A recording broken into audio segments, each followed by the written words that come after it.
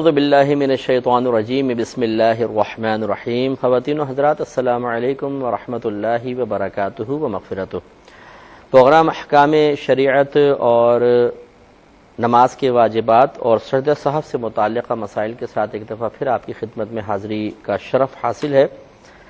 میں نے پچھلے پروگرام میں آپ کی خدمت میں عرض کیا تھا کہ نماز کے واجبات میں سے کوئی واجب اگر ترک ہو جاتا ہے تو اس سے نماز میں ایک کمی، ایک کوتاہی، ایک قصور پیدا ہو جاتا ہے۔ اس کمی کوتاہی کے تدارک کے لیے کبھی تو شریعت ہمیں کہتی ہے کہ نماز کو دوبارہ پڑھیں، اس کے علاوہ اور کوئی چارہ نہیں،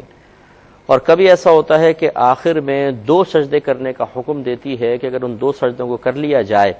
تو پھر وہ کمی کوتاہی ختم ہو جاتی ہے اور نماز دوبارہ کامل ہو جاتی ہے۔ لیکن اس میں ضروری سجدے کے معاملے میں ضروری ہوتا ہے کہ جو واجب ترک ہوا ہو وہ بھولے سے ہوا ہو۔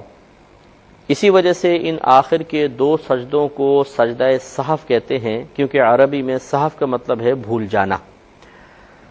معلوم یہ ہوا کہ ہر مسلمان کو یہ معلوم ہونا چاہیے جو عاقل بالغ ہے اور نماز ادا کرتا ہے کہ کون سے واجبات ایسے ہیں جن کے ترک پر سجدہ سہو سے کمی پوری کی جا سکتی ہے، اور کون سے واجبات ایسے ہیں کہ سجدہ سہو بھی وہاں پہ کام نہیں دیتے ہیں، یعنی وہاں پہ سجدہ سہو کا حکم ہی نہیں ہے، نماز واجب العیادہ ہوتی ہے، یعنی اس کو دوبارہ پڑھنا ہی پڑے گا۔ وہ انشاءاللہ میں تفصیل آپ کی خدمت میں عرض کروں گا۔ لیکن یاد رکھیے گا کہ اگر کوئی ایسا واجب ہے کہ جس کو بھولے سے چھوڑ دیا جائے تو آخر میں سجدہ سہو سے کمی پوری ہو جاتی ہے، وہ واجب بھی اگر کوئی جان بوجھ کر ترک کر دے تو بھی پھر سجدہ سہو سے کمی پوری نہیں ہوتی، کیونکہ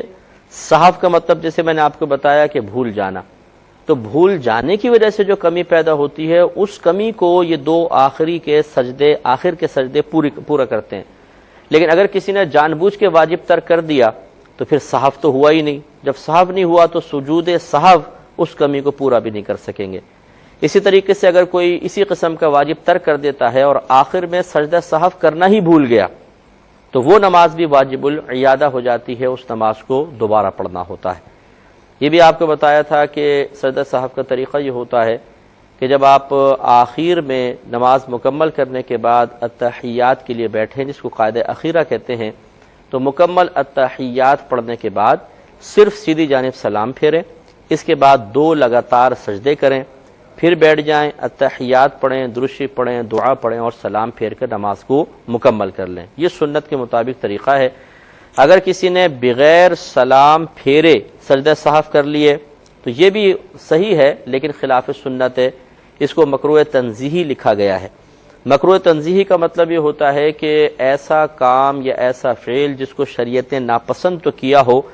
لیکن اس حد تک ناپسند نہ کیا ہو کہ اس کے کرنے والے کو شریعت گناہگار کہے۔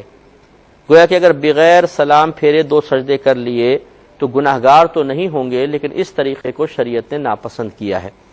یوں ہی یاد رکھیں اگر دونوں جانب سلام پھیرنے کے بعد کسی نے سجدہ سہو کیے تب بھی سجدہ سہو ہو جائے گا، اور یہ بھی خلاف سنت ہے۔